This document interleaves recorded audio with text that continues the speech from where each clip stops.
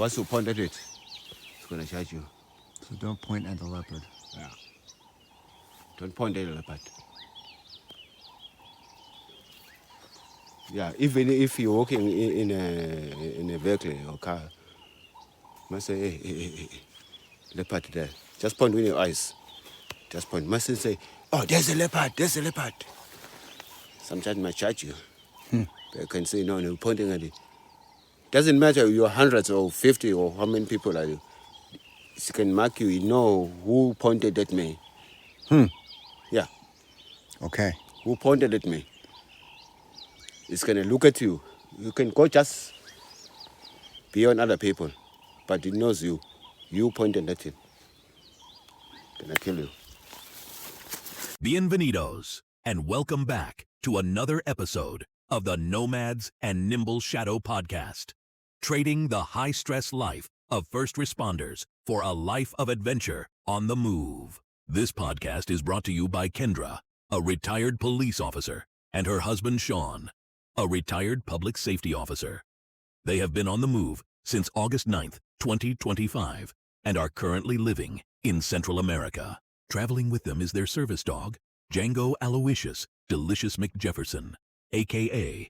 Señor Guapo. Let's get this thing started.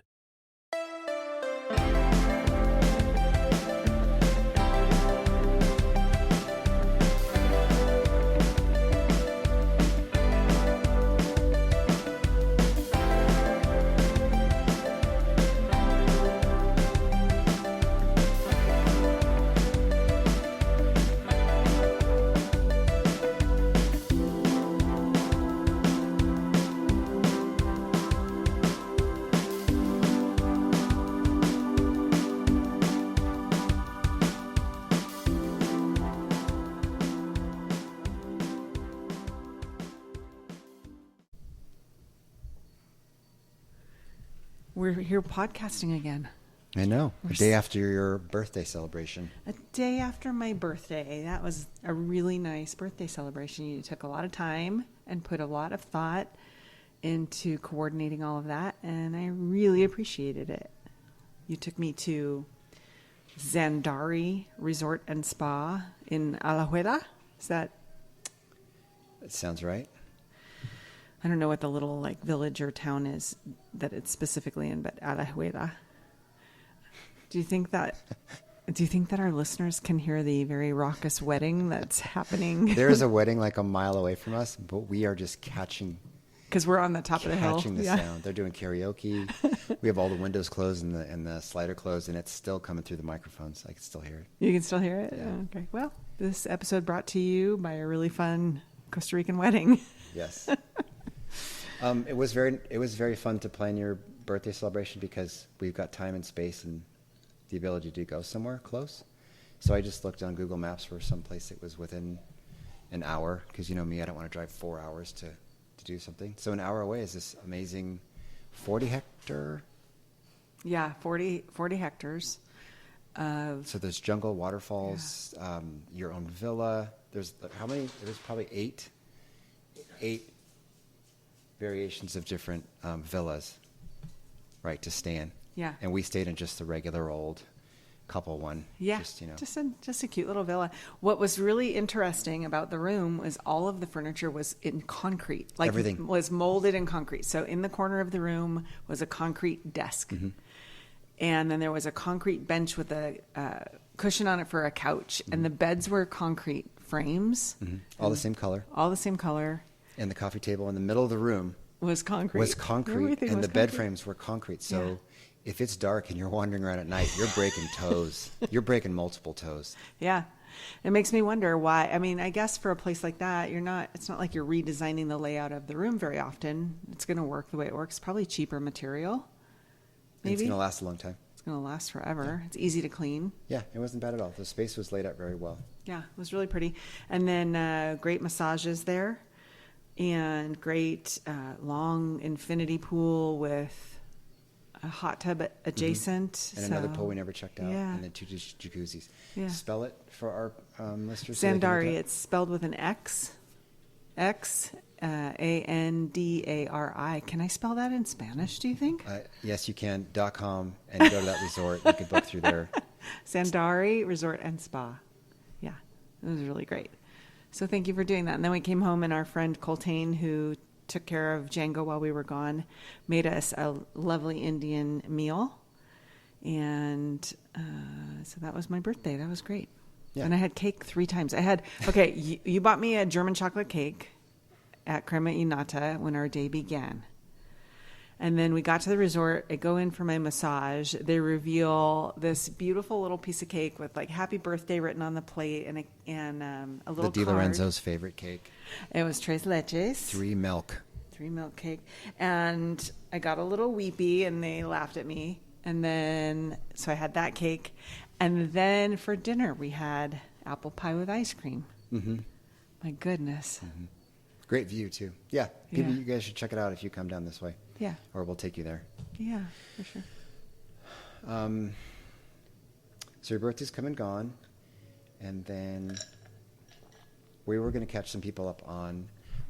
You were getting a lot of text messages and emails and concerns. Well, usually from mothers, right? So God bless their souls. Our mothers are worried about us because of weather. My mom's not worried. Okay. My mother is worried about political stuff or stuff they've heard of the news, or we'll get a text message on Facebook or something. Hope you guys are okay. And we're like, what are you talking about?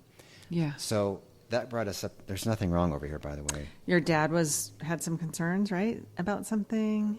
Didn't your dad ask you questions about? My dad, south of anywhere in San Diego, thinks there's a political coup about to happen in every country below him. So we're part of that. He thought we were close to the equator. We're in Central America, not quite. Right.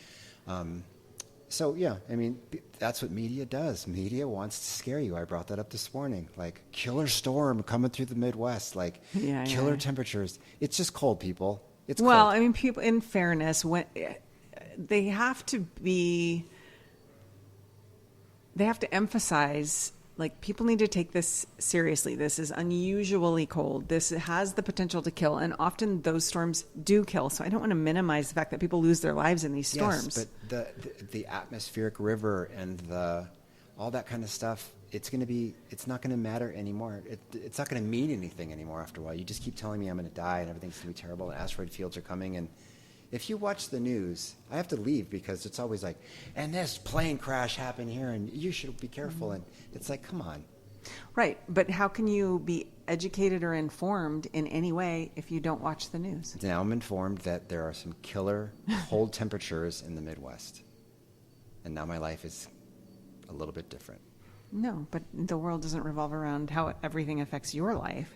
So when they say atmospheric river, oh boy, it's a defined term, I believe. Of course it is. Yeah, Invented. So they're using the scientific name for this type of weather event. It's fear-mongering. It gets people a reaction. People get oh my God, an atmospheric river. I shouldn't go to work. They've just relabeled rain. No, you're not listening. There's rain. Like El Nino is a thing. La Nina is a thing. These are defined weather events. When something meets certain conditions, it meets that definition. So they're reporting the scientific definition of that weather event. How people take it is beside the point. People don't listen to science or understand science or respect science anymore. Words matter. So words matter. But I don't think it's when they say killer storm, for sure, I think that's hyperbole. But when they're saying atmospheric river... Okay, well, we're mixing the two together. What I'm trying to say is I'm not going to spend my life glued to the couch buying more and more deadbolts for my house so I don't leave. Yeah. So just change. Do they have a venue for me? These are the things that are happening without any adverbs or adjectives or dark music or dun dun dun. Okay, yeah, it's fine. So now I know the Midwest is going through some cold stuff, and I'm not because it's 75 degrees right now. Yes, we're not facing any major weather, although it is unusually rainy. It's not supposed to rain here in December, and it has rained several times since we've been here. Since December has happened, so that's unusual. But other than that, it's fine down here. But it makes me think about, like, why do you think... Because we have friends who are like, oh my gosh, like Costa Rica, you guys are crazy, or you're moving to like Latin America, it's so dangerous. I mean, literally people have questioned Because our sanity. they watch the news. Yeah, and is it because they watch the news, or is that personality type? Is it some people are more adventurous and willing to go outside of their comfort zone? Me, I'm for sure. You're less so. I push you in that direction probably more than you would go naturally. And there are some people who are like, no, Yes, I want and to go to the same place all the time. Yes, and for the people who just listen to that argument, listen to the one about her hiking story. Right. Yeah, you can push me, but I'm not going to go all the time. But you did go to the Amazon. I think you're right. We were saying earlier that people maybe envision Costa Rica as when you see a documentary about the Amazon or something. I know exactly what people think, and Some people. some people might think, and that's exactly what I would have thought until we came down here, I guess. A developed city. I was going to say one more thing about that. Because you're getting your impressions of it from... Oh, we talked about if people were more conservative, like how could you possibly live there? I think that has to do with probably our cop friends, the conservative cop friends. They don't want to go anywhere but Disneyland or Gilroy Gardens. I haven't heard of that in a while. Yeah. I'd like to know. So if you're a listener and you're not as first responder, then are you conservative and don't want to go outside because you're afraid of what's going to happen in another country? Or is everybody like that? Or is it not fear, but just discomfort of like foreign foods? Third world country stuff. Yeah. Yeah. I think they envision this being like a third world country of like major poverty and kids begging in the streets or something. I don't know. We've seen that. Guatemala. Yes. I think you can Thailand, base Bangkok. when you talk about third world, you use the word developing country now. There are tiers, right? Guatemala is definitely different than Nicaragua. Atenas or Nicaragua. Yeah. I think you can tell the status of how poor everybody is by the kids on the streets. But I would have to say, trigger alert, the dead dogs. Remember Guatemala was just, there were dead dogs just everywhere. And they were getting eaten by vultures. Yeah. But here I've never seen even a sick dog. There are dogs out having a good time together and dogs locked away. But they're not so skinny. I mean, that's probably to the credit of the rescue, though. I do see posts all the time of the animal rescue here. There's a lot of expats that are involved in that and locals that are rescuing the street dogs. And so I think there are still a lot of them. But you're right in the sense that in the most poor places we've seen, like, there are animals starving all over because food is scarce. Yeah. So Kids without pants on, kids, just the status of the kids are not in school. right. Yeah, this is definitely not like that. This is definitely a developing country, but there are some things to get used to that we'll talk about in a second. But when I picture, if you were to ask me in high school, if I was going to move, if I could live in Costa Rica or imagine I was going to do that, I would close my eyes and imagine exactly what you and I saw in the Amazon. That's what you would picture. Right. So we were in the middle of the jungle, and the locals there, in little villages, we took, what are they called, longboats? We took a boat, it has a cover over it, but Yeah, I took don't a know. boat. Yeah, a boat. and we packed a suitcase full of pencils and pens and socks and all kinds of stuff. I have a good picture of you, which I'll post here in a second, of you handing out pencils to the kids in the village. But the houses, these communal houses that they share with a kitchen in the middle.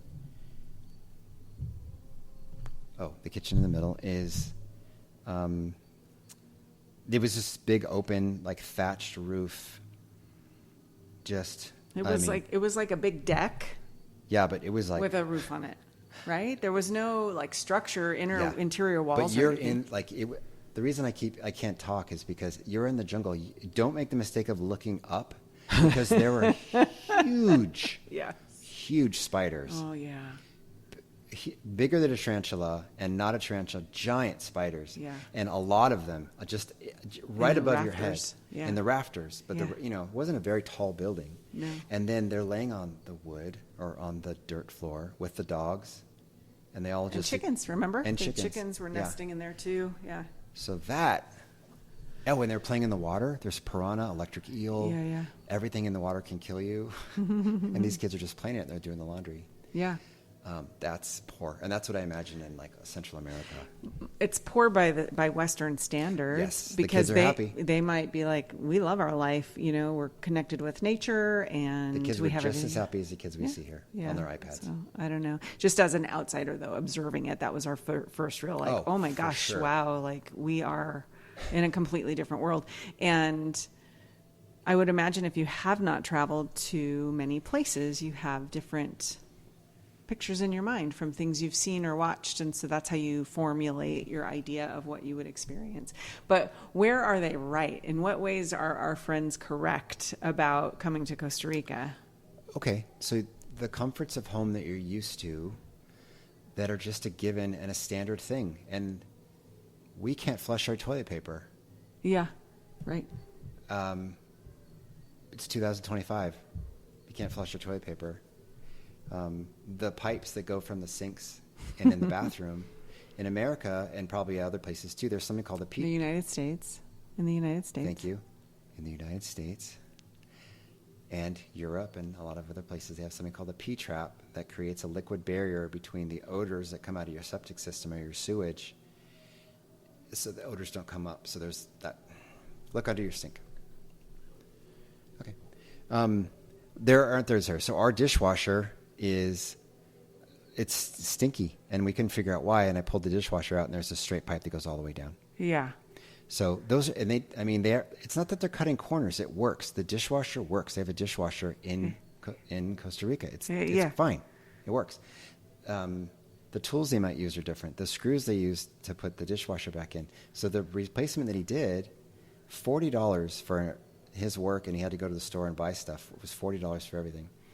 But for the people out there who've done any sink work, there's the bottom of the sink drain you'd have to replace the pipe that has a three-way connection on it, connect the dishwasher drain to that, PVC glue it all together, make sure everything's happy, and then do a whole new P-trap because they're all connected. Glue everything together and wait for it to be done. No, not him. He just drilled a hole in the existing thing, stuck a pipe from the dishwasher in there, and then just glued around it. It's probably going to work just fine. And it's probably going to work just fine. So I guess that's my whole point of like, we have these standards, these OSHA regulations for safety and the permitting that you have to go to your city to re-put an island in the middle of your kitchen. Yeah. And they don't. They don't. And I would also say conveniences you're used to having, or certain brands of things or quality of brands of things that you're used to having, you don't have. It's more effort to find something. Mm-hmm. So, I got all excited yesterday on the way back from the resort because it was like, ooh, Auto Mercado. I've heard of that. Like, people have said they got certain things there. Let's go look at it. And it was like, what? Kind of like a Trader Joe's or something. It was not even cool as a Trader Joe's. No way. It was... That's kind of the closest thing I could think of, or maybe like a cross between a Whole Foods and something. I don't know. Yeah, they had some recognizable stuff, which was nice. Yeah, a good big wine section, and then there was also, it was maybe like a good quality Safeway or something, and I found some things there that I was excited about. I found candied ginger. You're going to make your soursop ice cream with candied ginger. Guanabana ice cream with candied Ninja ginger. Ice cream maker. It's going to be so good. We're going to be able to sell it and make $1 million. Okay. Yeah. That's my prediction. Okay. Are we done with that? I guess so, but the roads are another. Stuff. Okay. The sidewalks? What sidewalks? The sidewalks are just the front of someone's house, and it might be paved and it might not. There's holes, there are steps, there are... Oh my gosh, if you're a disabled person trying to navigate streets like that. If you walk at night like I do, there'll just be a hole in the ground. Yeah. Up to my knee. Yeah. So you really got to be careful while you're walking. So the sidewalks, not great. Roads, not great at all. I've been to Ecuador, fantastic roads. Yeah. Racetrack roads compared to these roads. Yeah. But it works. What's really interesting for me is I don't get as stressed out in this traffic, with the exception of the embassy day. But like just, driving from here to the next town over maybe 30 minutes, and it's wild and crazy, but it doesn't stress me out. People pass when they shouldn't, and motorcycles are passing on the left and the right. And but nobody's going more like 15, 20 miles an hour usually. So Right. it just feels like it works. Everybody's kind of looking at each other. Okay, this guy's going to go around there, so I'm going to pull out here. It just seems to work, but maybe we're just so new that we haven't gotten frustrated by it yet. Yeah, so we want to know what questions you guys have about living in Central America. What are you imagining, and what do you think it's like? There are some sacrifices, but there's also some wonderful stuff. The people are. Have you met a mad or mean person yet? Only the guy at the Dino Land who was Oh, yeah. angry that we did not pay, and he was mad at one specific person in our group. But no, super friendly, polite. Everybody greets you. Yeah, helpful. I've not had not a single negative experience really. Yeah, that's interesting. Like, no, I think because I think we were used to in the working world and in California in particular, maybe like the hustle, and hustle is exhausting. And so you just don't have time. You don't have time or energy for people anymore. So I don't know. I don't know if that's accurate, but that might just be that. I'm sure some of it is the culture, in particular Latin American culture and Costa Rican culture, but I think some of it could just be the pace of life is different here. So. A huge pro has 2 words: WhatsApp. WhatsApp. Why are we not using Right? WhatsApp in the United States? You guys in the United States and everywhere else. In Costa Rica, on the webpage or on the Google Maps, you'll see a WhatsApp number for any business you can imagine, especially food. Services like nail appointment. Yeah. There's no phone calls or text. There's nothing. You just WhatsApp them, and someone's there right away. So if you like a restaurant that you drive, like we drove by a hamburger restaurant when you check it out, I just WhatsApp them, order 2 hamburgers, and they just drive it to your door. Mm-hmm. There's no DoorDash or... Well, it's Uber Eats that picks it up, but they pay... I think he works for Uber Eats. But what I'm saying is you don't have to go to DoorDash and create an account and have your credit card number. No, you just WhatsApp a business. Yeah. Hey, I want a massage later at 2 p.m. Yeah, we'll see you then. That's it. Yep. Done. Yeah. It's so efficient. WhatsApp's great. Works great for me because I hate making phone calls. Yeah. So it makes me super happy. It's great. Everybody here is using it. You don't even use your regular text feature. I have to translate everything still. Everything comes across in Spanish. Yeah. And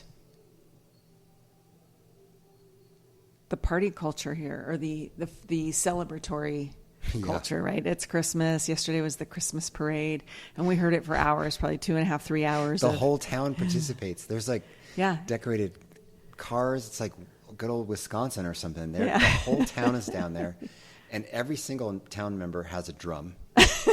Sure did or sound a noisemaker. like it. It sure did sound like it. We're 2 miles away from the town. Well, a mile. It's about a mile. It's a mile, but I mean, like, it feels like it's further away than this wedding across the way. Right. It's just different directions, but you could hear that going all night. Sometimes we have nights that we can sleep with the balcony doors and the screen doors open, and some nights, like tonight, we just can't. It's going to be too loud. Yeah, it'll be too loud. Most nights we do, and I just turn the fan on and drowns anything out. But yeah, it was interesting. But I mean, it was shut down by like 9:30 or 10. I think it was done by 10. There was no party noise after that. But I mean, just the celebration. It's so festive. Everybody's pretty festive here, it seems like. I don't know. These are just observations that may not be accurate at all. But it seems like for the most part, people are pretty festive and enjoying the music. Yeah, there's decorations everywhere. My mom wanted me to send her a picture of a Costa Rican Christmas tree. Oh. So I've got to go figure that out. But the one at the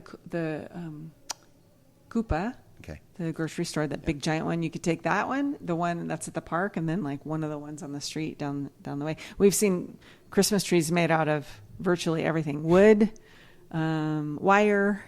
Mm-hmm. What else? Felt. I don't know. I just love the Let It Snow banners. Yeah, let it snow. It's definitely not going to snow here. Definitely not going to snow. And then I think that the only other thing we were going to talk about with regard to that was, I can't remember. Wanderbox stuff. Wanderbox transition update. to that. Wanderbox update. The update is we're still trying to secure the money to pay Wanderbox to work on our stuff and finish it. Yeah. We've been plugging away, chunking away at it. Originally it was January. Now it's February, March, April. Hopefully it'll be April, March. Yeah. By the way, we need a place to stay in March. We gotta figure that out. Well, yeah, we're coming back to the United States March 5th, and we are going to stay probably Santa Cruz area, I'm guessing. Well, actually, we don't need to. Where are the people we want to see? Some are in Santa Cruz and some are in San Jose, so. They're around. Yeah. So we'll figure Some that out. are in Morgan Hill, Gilroy. Yeah. We'll figure that out. Sanjeev, well, after telling my hiking debacle story, a couple of comments were made about whether or not that was a smart move for me to join a group of people I don't know to drive. I'm sure my dad, if my dad were listening, that would be my dad's thought is, what were you thinking, right? That's what your husband said too. No, you never said, what are you thinking? Oh. You just said, no, I'm not interested in doing that. That's very different. And then it makes me think, like, I'm usually the one that will commit myself or us to something completely new and different. And how has that worked for us overall? Like the trip to the Amazon, the trip to Africa, Cyprus, like places that you probably wouldn't have gone. I've kind of pushed you into that. But in particular, those were volunteer trips, the first two, right, where we were volunteering on scientific research projects. What are some other ways that I have kind of committed to something where, like, you would not have done that, but it turned out okay, or maybe it didn't turn out okay, but it was like out of your comfort zone, and I'm committing us to. Well, your last gorilla trip, I wouldn't have gone on for those reasons. Yeah, I went to Uganda for a gorilla encounter. Because what, too far, too outside your comfort zone, too expensive? I would have been interested in staying in that place you stayed in, but it's a really long way to see a gorilla. That sounds really stupid to say because everyone should see gorillas, but I just wasn't. It just seemed like too much. And didn't we just come back from another trip or something? Not when I booked it. Right. Yeah. So it was just a little too much. Too much to do that. But there have been times, sure, that. So I'm just your dad's the same way. He doesn't want to do anything until you bring him to do it, and then he loves it. So I'm kind of that way. That's 1/3 of me. The other half, number 2 is like, I'm excited about something. Let's see how it goes. Like the Amazon trip sounded like, well, that sounds exciting. Had I known like how crappy that little boat was and how hot it was. Yeah. How uncomfortable we would be. How uncomfortable that we would be the whole time. It wasn't fun until we were done with it. Right. But number 2 was I chose to do that and I'm okay with it. Number 3 is I don't want to do it. I say I don't want to do it. We do it anyway, and then I resent you for it. And I never turn around. And I'm like, no, this is dumb. This is dumb. This is dumb. Yeah. For example, I don't know. There's definitely been places that we've gone or things that we've done that I don't want to be there, and you could tell. yes. Due to safety or wherever you're doing. I don't know. I think I can think of one in South Africa when we did that township tour. The very poor township tour. Yes. Yeah. Yeah. You were very uncomfortable there. For sure. Yeah. Uncomfortable because I feel really bad for them, and also You felt unsafe. What's going to happen here? Yeah. Yeah. Very unsafe. Not as bad as a favela, but a township is. Have you guys seen District 9? It looks like that, but there's not aliens there. There's people there. Right. And then another example I have would be Harbin Hot Springs. The Harbin Hot Springs experience. Another example of me committing us to something without doing the research. I've rolled my eyes so many times behind your back on stuff like this. Let's talk about Harbin Hot Springs. Fantastic memory. One of my most favorite trips. You go first. A friend that I was studying for an exam with mentioned she was going to Harbin Hot Springs with her boyfriend. I said, what is that? I'd never been to a hot springs before. She described it as just this little retreat where you could get massages and you can stay in these like dome-shaped buildings or yurts or hotel rooms. And they had hot and cold plunges and hot and cold pools from the hot springs. I was like, that sounds amazing. So I can't remember if I went online or if I called and booked it, but I immediately was like, I'm going to do that. Let's go. So I booked 2 nights. Was it 2 nights? I think it was 2 nights. Maybe it was 1. And so we drive up there. We stop at Bevmo. We're both got it off from work. It's going to be kind of a Oh, romantic yeah. getaway. Little getaway. It's someone's birthday or it's our anniversary. Yeah. Little getaway. We had kids, but someone had them. Probably their other parents. Okay. Yeah. Hashtag divorced. Yeah. Pros and cons of divorce. But so, yeah, we get there. We go to Bevmo to get some wine because we're going to have some wine. And we have our phones in case anybody needs to reach us and all that good stuff. We get there and we're checking in. Well, it's quite a drive. It's a beautiful drive in Millis, Calistoga. You're in the middle of nowhere. Yeah. Turn up this dirt driveway and we're there. Yeah. So probably a couple hours of drive. Yeah. And we check in, and that's when we are reminded that it's a clothing optional hot springs. And at that point, I looked at you. Huh? Yeah. Clothing optional. So we decide, well, we'll just opt for clothing, right? We'll just wear clothing. It's no big deal. And in the common area, when we first got there, it was like a courtyard with several different buildings. Everyone we saw was wearing clothes. Mm-hmm. So it felt like, okay, some people wear clothes, some people don't, no big deal. We get settled in our room. Now the room is not like a hotel room. It's almost like a dormitory, not dormitory style. I don't know how you describe it. But it's a room with a bed in it, but you have to go outside to the hallway. Old school hotel. Old school hotel. Go down the hallway to a bathroom that has a couple of sinks and a shower. It's shared bathroom, right? So we get our stuff settled. We walk in the little store. Everybody's wearing clothes in the little store. There's a big outbuilding for yoga. It was like the yoga yurt or whatever. Clothes are required in there. And in the store. And in the store. And in the eating area, like the dining room or whatever. So we initially are like, okay, this will be not as uncomfortable as we might think. And then we decide to go up to the actual hot springs. And that's where you will take over telling that story. Well, let me pause you right here, and I want the listener to close their eyes. And when you go to a clothing optional resort or a nude beach, close your eyes. What are you imagining those people looking like? 60 plus, belly. That's what you imagine? You can't tell the difference between the men or the women. I never thought about it.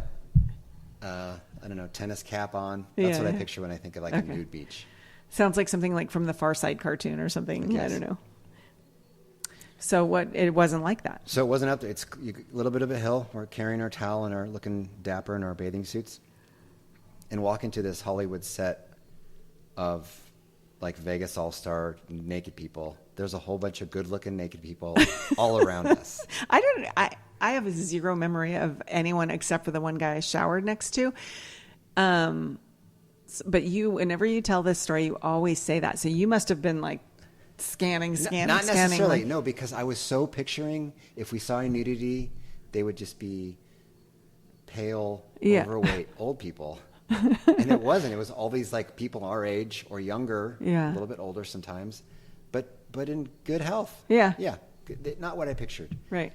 There's a cold plunge. There's the shower. There's a big hot thing. It says silence. Right. So we get in the hot one. We're the only ones dressed. And we're the only ones dressed. Only ones dressed. Well, first we had to shower. Okay. So the picture of the showers were just like shower heads coming out of this long wall. But there's no barriers in between. It's just a wall with shower heads. So you have to shower before you get in. So I'm showering next to this Adonis, like the black Adonis. This guy was shredded. He had shoulders that were like 6 feet wide. He was just this big, fit. Your glasses were off, right? Maybe it was, perhaps it was No. me. And so all I could do was focus on just keep your eyes forward and bathe yourself. How tall was woman. He was taller than me. Very tall. So yeah. Would you say you were like eye level with his belly button? I was probably eye level with his nipple line. Oh, okay. Yeah. He wasn't that tall, but very fit guy next to me. So that's the introduction. We get in the pool and there are signs that say no sexual activity, silence. This is for healing, right? So everybody's kind of along the wall. Didn't say no long eye contact, though. Didn't say anything about leering. No. So we get in and we're both just kind of looking around feeling super awkward. We felt naked in a room full of dressed people. We felt so awkward. Yeah. Like, what's so special about me? Well, let me show you. Yeah. No. So we decided to opt for clothing. To remove our clothing, and we unopted from clothing. Yeah, we assimilated really fast because And we felt a lot better. Yeah, because it just felt so like everybody's probably thinking, oh, look at these prudes, or look at these. They think they're so special, they got to cover it up. So we joined we can't beat them, you join them. So we had massages scheduled. Yeah, tell us about your massage. I've had many massages, Kendra, and I like to say that I would like to have a massage and just check it out. I love it. That's fantastic. From Thailand, they're great.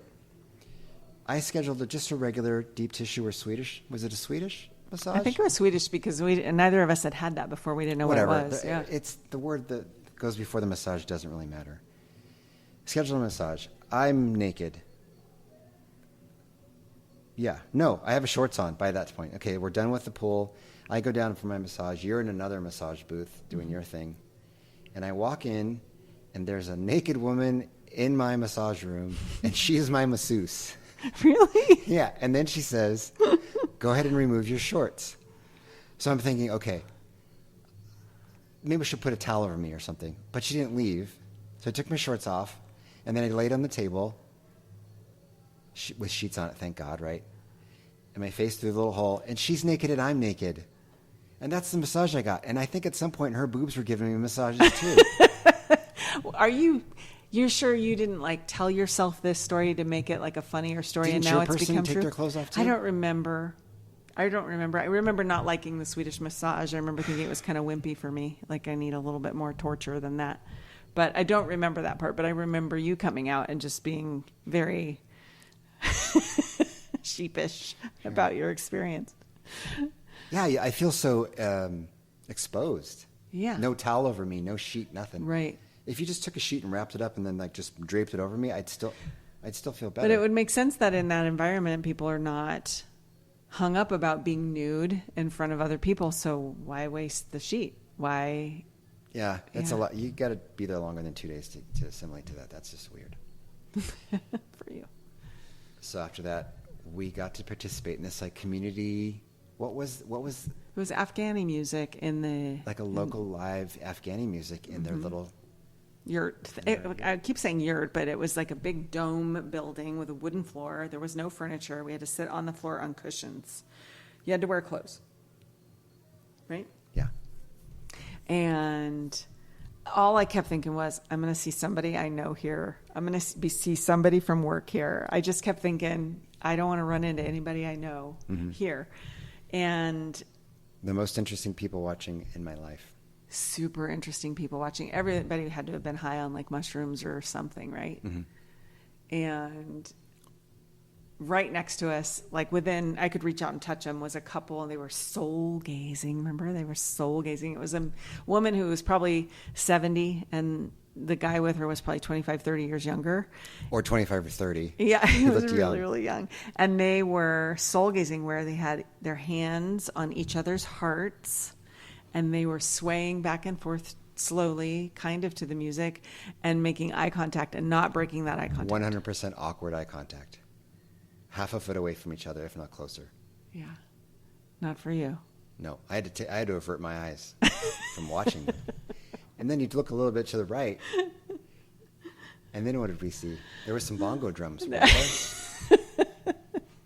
Yes, there was a man who, small in stature, not a little person, but a smaller sized guy, who had unusually small forearms and hands. Like the baby hand skit from SNL? Kind of.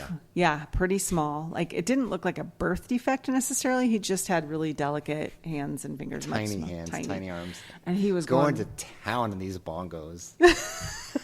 If you were to hold chicken legs and just slap bongos as fast as you could, that's what he was going crazy. No beat, no cadence, not to the other music, just duck, duck, duck, duck, duck, duck, duck, just duck, on his own. In the middle of the room, right? Because the band was off to the left. Great music too, by the way. Loved the music. Yeah, it was really, really good music. It almost makes me think of Jarl Lamar, not Jarl Lamar. Yeah. The other guy with Olkin. Jarl Lamar. Is it Jarl Lamar? Yeah. And Olkin. Yeah. That's what it kind of reminded me too. of. So there was that. And then there was some Thai massage happening. Thai massage is very rough, and it involves the masseuse manipulating your limbs with their limbs. So you're kind of intertwined like a pretzel. They're standing on your back. They're pulling on your arms. They're mounting you. They're basically. mounting you for sure, walking on you. So if a little bit to the left of the guy slamming on the bongos, there's two men with pants on, because They were shirtless. They were shirtless, had a very ample amount of chest and back hair, thick, like testosterone just leaking out of it. Just two black, bushy rugs of chest hair and backs. You couldn't tell where one began and one ended. One guy had a mustache, and he was doing a time. I couldn't tell who was massaging who at some point, because they were just, it was jiu-jitsu. It was intimate, yeah. It was jiu-jitsu. Yeah. Consensual jiu-jitsu with a lot of limb manipulation stuff. It was a very weird night. Yeah. It was so weird. It was so weird. And backing up, when we're checking in, not only did they remind us that it was clothing optional. Oh, yeah. No alcohol on the premise, and we had bought wine, so we couldn't even escape reality with that, and no electronic devices. So we had to leave. Yeah, we were supposed to leave all of that in the car. You couldn't be seen with it outside of your room. So it was a very unusual experience, but not something you would have probably planned if you had done the research. And so this is the criticism that I'm considering. Is on the one hand, I can see the argument of my decision to go on that hiking group in a car with people I don't know, to a town I don't know, to a hike I don't know, is risky. And some people would not do that because they're not comfortable with that kind of risk or uncertainty. But my argument is I have a great story to tell as a result of it. I learned a lot in the process of that day. And also, I trust my instincts about things. Like none of those people were bad people. I didn't worry about going missing or being beheaded in the jungle. These were like 65, 70-year-old retirees that live in Costa Rica that just get together to hike once a week. It's not, I'm not going to be human trafficked or something. So why would I want to sit here and do nothing? Decision to be made is if you were to go to a small Mexico town or Cozumel and sign up for parasailing. Would you sign up for parasailing, knowing what you know about safety and all that kind of stuff? We did paragliding in No, but Colombia. I mean, have you seen all the videos lately of just people just not connected, just crashing to their deaths in the water? No more helicopter rides for me. No more parasailing. Maybe paragliding, maybe. But yeah, those are the things they start checking off. Like, you can go do it. I'm not going to do that stuff anymore. Yeah. Well, hiking with 70-year-olds is That's not on true. that list yet. That's true. Come on. We went to a place called Dino Land, but illegally. But yeah, I feel like if I limited myself to only things that I know and am already comfortable with, or to people that I already know and already am comfortable with, I don't feel like my life would be as rich or as interesting or as exciting. Mm-hmm. I think it would be boring. I would be bored. Well, it's safe. There's a sliding scale of safe and secure to risk, and you could stay home and it's safe and you know what's going to happen, but you do take that risk, but you're just riskier than I am. So everybody's on a different level, and because we're married and once in a while I have to say yes, I'll go with you on these things. And you usually are glad you went. Usually. Yeah. I mean, I feel like we've told some great stories from the Amazon. We've told some really great stories from Africa. You wouldn't have been on either one of those trips, Yeah. If I had to go back in time, I would do the Africa one again. Even with all the stuff we went through and my tick bite fever and everything. But not the Amazon. No. Not the Amazon? No. We just didn't see enough, sure, I'd go on a time machine back to the Amazon, but when you saw the parrots, that was amazing. Yeah. When you saw the crocodile, that was amazing. Yeah. everything else The was pink just dolphin, a lot of the work. pink river dolphin. That was cool. The piranha, Yeah. oh my God. Fishing for piranha, like that right there was, All right, there's like 5 highlights on that trip that could all be compacted into 5 minutes. yeah. But no, Africa was pretty cool. 18 days out there. Yeah. I want to finish up the Harbin Hot Springs story with... Did we tell the baboon story? Well, we'll finish that. Yeah, okay, go ahead and finish the Harbin Hot Springs story, because I think we've told, I can't remember if we told that story on the podcast. All right, we got enough time. All right, so real quick, Harbin Hot Springs. It's a shared bathroom it's a community bathroom. And I'm just getting used to the naked thing. We're going to go to bed.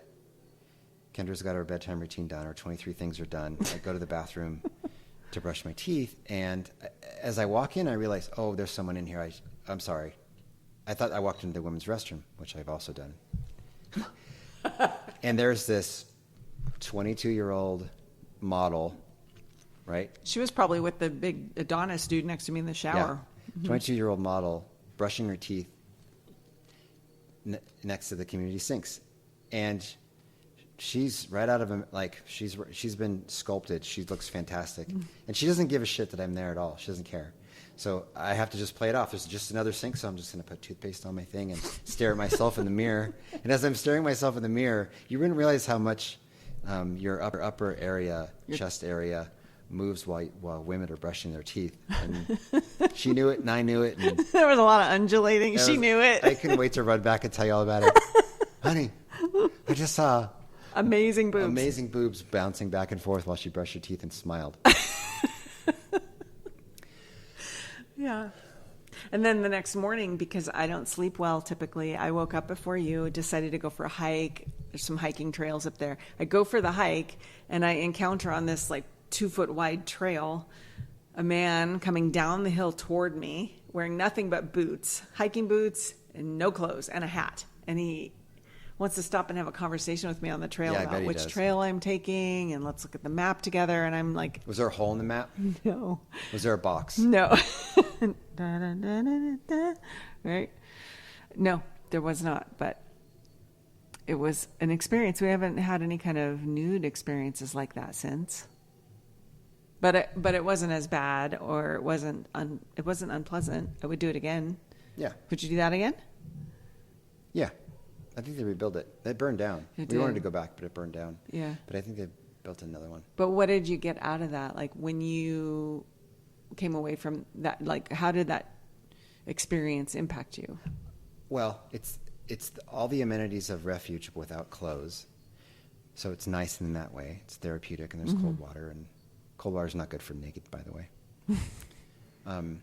But it also gives you an understanding of like, when you really get down to it, it's not that big of a deal to be naked, especially if everyone around you is naked. Yeah. And you just kind of feel a little bit more like you let your guard out and your guard down and kind of breathe a little bit, like everybody's got stuff to work on. I've got stuff to work on. I'm no better or worse than anybody else here. And that kind of makes you feel good. Yeah. But it would make me feel weird if I went from the pool area into the store to buy a bunch of broccoli. You got to put on clothes. You got to put on clothes Safeway. in a store. That's where I draw the line.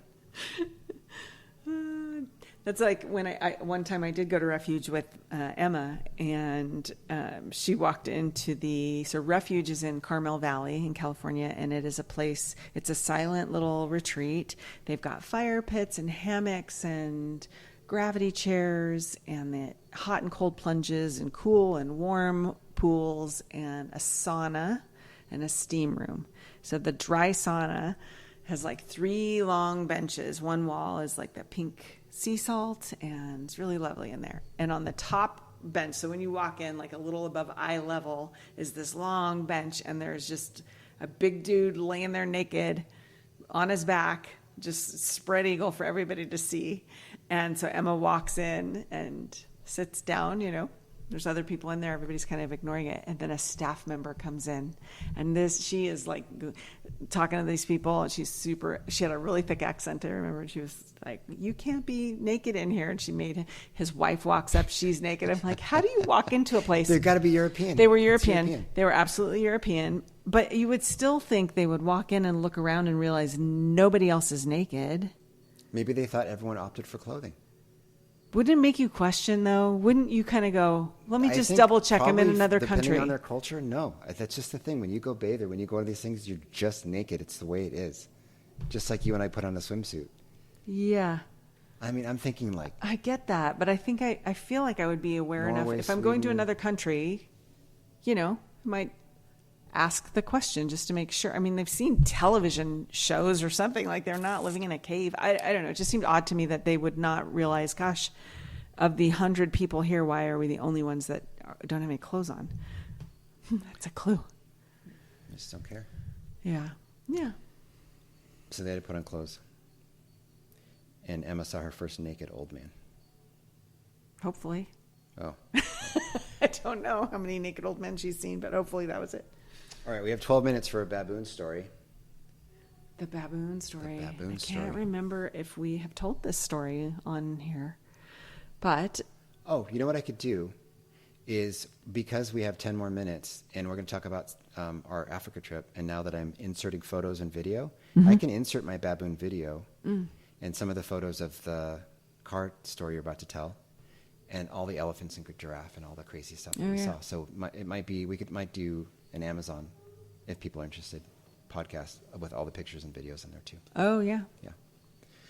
Yeah. So, okay, baboon story. So we are at the Horn. We're at the Cape of Good Hope, Or the Cape yeah. of Good Hope. Yeah. That's right. And there's a national park down there, and there are signs everywhere. They give you a little flyer, a little trifold flyer when you go in, like all of it sending the same very important message. Very important. Do not get out of your car when baboons are present. Yes. And do not feed them. Yes. Do not interact with the baboons. Don't make eye contact with the baboons. Don't smile at the baboons.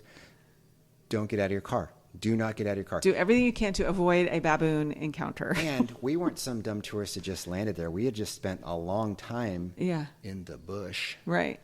with baboons, and they are Scary badass MFers. Yeah. MFers Yeah. with huge teeth. The males protect the troop, and there's how many members? Hundreds of them, just hundreds. Can be. Babies, moms, teenagers. They're all, and they attack humans, but they're afraid of leopards. But otherwise, it's strength in numbers. They have a lot of them. And then going back to that video I talked about just real quick. In a video, I have a video of me accidentally splitting a troop, and how upset they were at me. Oh, by walking through the middle of it. By walking through Yeah. the middle of it, which Yeah. is a no-no. Yeah. And my guide just told me to keep moving and just keep going, because we'll eventually get through it. But if you can hear the sound, it's pretty scary. And I put my video on basically to videotape my death, because I thought we were going to make it. It was Really? I was like, I wonder what's going to happen.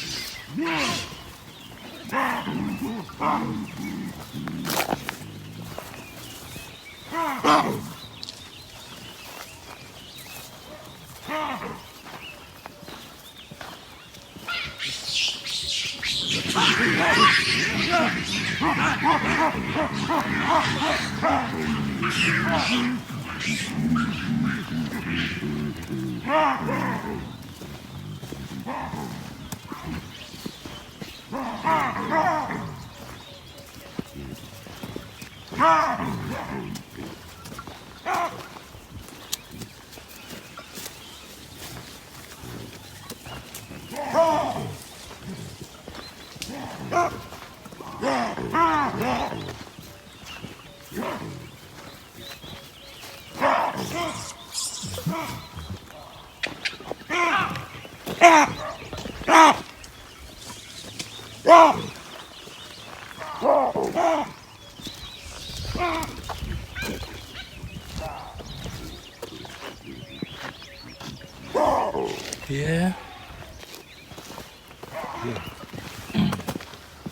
Because you could hear them everywhere. They were close. Yeah, in the video, if you have speakers, like stereo speakers where you can hear around, you can hear them like circling you. Yeah. And, you know, they have this like screech and a growl and a roar, Yeah. right? Roar. Roar. And they're big. They're big. They're big. Yeah. Yeah, I'll try to. Hopefully, all that stuff works. And if it doesn't, I'll put a link to the video in there. But I have video posted on YouTube of me doing that. So we are done with our walking safari. We end up doing a little vacation. We go to Stellenbosch, the wine region, very beautiful. We go to Cape Town, very beautiful. And we go to the Cape of Good Hope, and we're driving through this national park, and we go to the point, and there's a truck there, and people are outside the truck taking pictures. So we look around, we see no baboons. So we decide we're going to get out and take photographs of like the southernmost point of Africa. And so I'm taking like a panoramic video. And as I'm panning, there are kind of these little rolling hills behind the parking lot. I would say 200 meters away, I see a baboon on the hillside, and it's just kind of like sauntering. It's not running toward me. So I turn around and I say to you, babe, get back in the car, because I'm thinking, you know, I see a baboon, let's get in the car. I kept my phone in my hand videoing as I'm like running back to the car quickly. I open the car door, I sit down, and before I can close the door, the baboon is in the door. It's in the door, looking through the door pockets, and I have nowhere to go. He's so big that the top of his head is probably coming to the top of the windowsill, and he's kind of standing next to you, but going through the. He's big. Yeah. And then also about your video, we went back and watched that video, and he closed that distance fast. Oh, so fast. Fast. He wasn't just like lollygagging around. He probably saw us and was like, "Oh, I can make it to the car before they do." Yeah. And he was all on top of you. Yeah, he went from like 200 meters away to at the car door. Yeah. In the time it took me to go from where the tail lights were, Yeah. basically a couple feet past the tail lights, to get in the car. That's how fast he traversed that distance. Quietly. So I am like, now I'm stuck, and it climbs onto my lap, and it's a stick shift. So there's a stick shift here. You are able to get out. I'm the driver on the passenger side. Right, because they drive on the other side of the vehicle. In front of you. Yeah, so you get out, and you're holding your door open and telling me to get out like that direction, but I'm feeling pinned in because I've got the stick shift there. I don't want to make any sudden moves. I'm trying to protect my neck, and I'm trying to keep my face turned away from this thing. And it's just sitting on my lap. I can feel its hands like crawling on my thighs. But it's like smelling it wants to get in the glove box or something. He's not just hanging out. No, he's searching the car for something. Yeah. And I knew I had granola bars and apples in the glove box. So I'm able, while he's searching, I get out, and then it goes into the back, and it's like looking through stuff, and you know. It up, dude. He pulled the airbag cover off. Yeah. He opened the glove box the hard way. Yeah. So, no, I opened the glove box because as we're standing there watching this happen, I'm thinking, how are we going to get this thing out of our car? While it was in the hatchback, I ran around the front, and I reached in and I opened the glove box, and he jumped from the hatchback, the very back, into the seat and first I grabbed an apple. Mm-hmm. I reached in and grabbed an apple, and when it looked at me, I threw the apple as far away from the car as I could, and it worked. He jumped out, and he took about 3 giant strides towards the apple and went, an apple any day. He wanted the granola bars, right? So he ran right back into the car. So we're back at square one. But now the glove box is open. So we had to wait for him to finish his granola bars. He sat there and ate all the granola bars, mm-hmm. and then finally ran off. Mm-hmm. Really beautiful, Table Mountain National Park.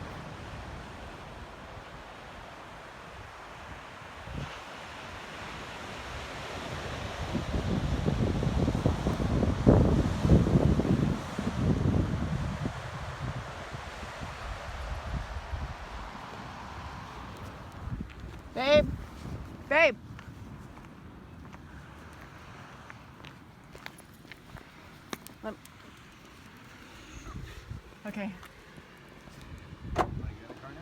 No, yeah.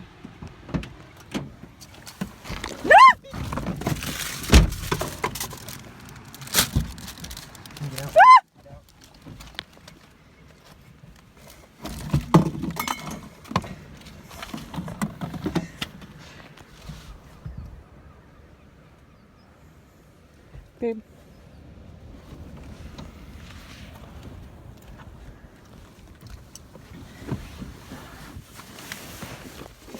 I'm trying to get out.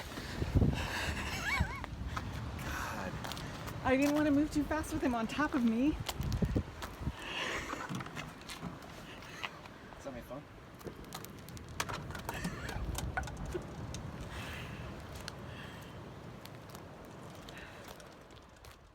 And the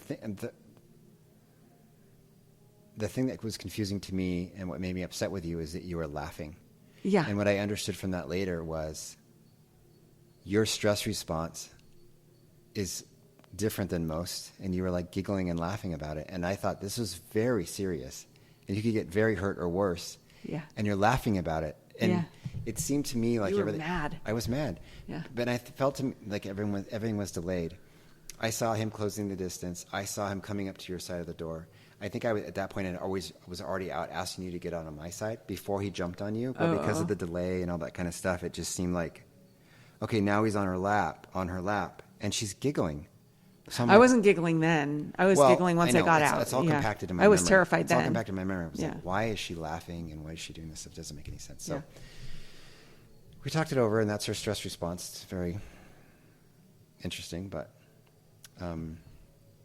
that was our baboon story. And would I do it again? Yeah, for sure. And now we have a cool baboon story and a cool video to go with it. Yeah. Now I'll go back and find that. Yeah, that'll be good. So the kids are coming in 2 days. Yes. Logan and Very Maddie will be here in a excited. couple days, and then Emma will be here a couple days after that. No Lainey this time, but I'm very excited to introduce them to our place in Costa Rica. Their second home in Costa Rica, right? What's it like living here? And we have to really be selective on what do we take them to see because we only have a week. And no car. And no car. We'll have to get a car or hire a driver, but something. We'll go to the beach one day, and who knows what else. All right. So Stay tuned to figure out what that is. I might do a podcast tomorrow, but otherwise we'll have the kids and we'll catch up. maybe do a podcast with all three kids, Maddie, Logan, and Emma. Yeah, maybe. Might be hard with 2 speakers, 2 microphones. Yeah, maybe.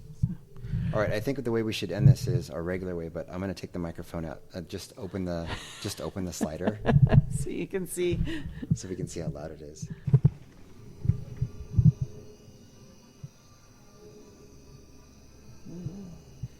You hear that pretty good, yeah. So tonight will be a night of closed doors. All right, congratulations, Costa Rican couple who got married. Please don't party till 5 a.m. like we heard you might. And we love you. Bye. Love you. Bye.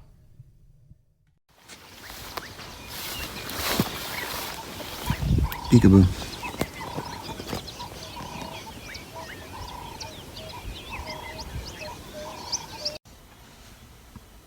I never had to zoom out before. I mean, zoom in, zoom out. Now I'm it's getting so close. Just keep quiet as he goes past.